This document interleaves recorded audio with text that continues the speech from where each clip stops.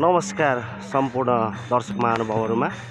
यतिखेर म रहेको छु बिन्द्रावन, नेपालको बिन्द्रावन। अब यो कहाँ छ भन्नुहुन्छ भने यो रहेको छ इटहरीदेखि थोरै वरा बुढी खोला वारी आउनुपर्छ। त्यसपछाडि करिब 1.5 किलोमिटर उत्तरमा यो ठाउँ रहेको छ। यो ठाउँमा देख्न सक्नुहुनेछ एउटा गाईको प्रतिमा समेत रहेको छ। यो ठाउँमा धेरै मान्छेहरू घुम्नका लागि आउनुहुन्छ। नयाँ बिन्द्रावन गौशाला रहेको छ यसको नाम चाहिँ। प्लस यहाँनेरि चाहिँ गुरुकुल पढाइ समेत हुने गरेको छ। संस्कृत पढाइ हुन्छ यहाँनेरि। यहाँनेरि सयौंको संख्यामा सानसाना बालबालिकाहरू संस्कृत पढ्न आउने गर्नुहुन्छ। उहाँहरू धेरै टाढा टाढाबाट यहाँ आउनु भएको छ। साथै यहाँनेरि भनेको प्रत्येक दिनको 12 बजेपछि भजन कीर्तन हुने गरेको छ।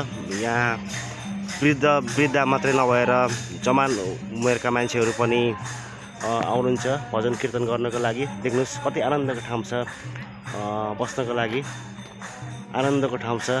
यो प्रयास हुँदैछ इन्डियाको बिन्द्रावन जति त के अरे अब सक्सेस नहोला र पनि भविष्यमा इन्डियाको बिन्द्रावन जति बनाउने काम हुन्छ जस्तो लागेको छ। प्रयास गरिरहनु भएको छ। यो सुरु भएको केही वर्ष मात्रै भएको हो।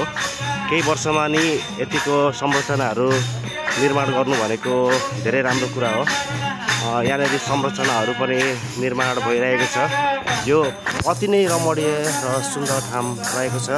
पक्कै पनि एकपटक हजुरहरू यो ठाउँमा घुम्न आइदिनु होला।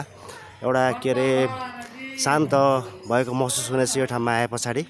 पक्कै पनि घुम्न आउनु, हेर्नु, रमाइलो गर्नु। र फेरि एकचोटि म यो ठाउँ कहाँबाट आउने भन्दैछु। इटहरी बुढी खोला वारी थोरै ओरा आएपछि करिब 1.5 किलोमिटर उत्तरमा यो ठाउँ रहेको छ। हस्, यो भिडियो हेरिदिनु भयो, धन्यवाद।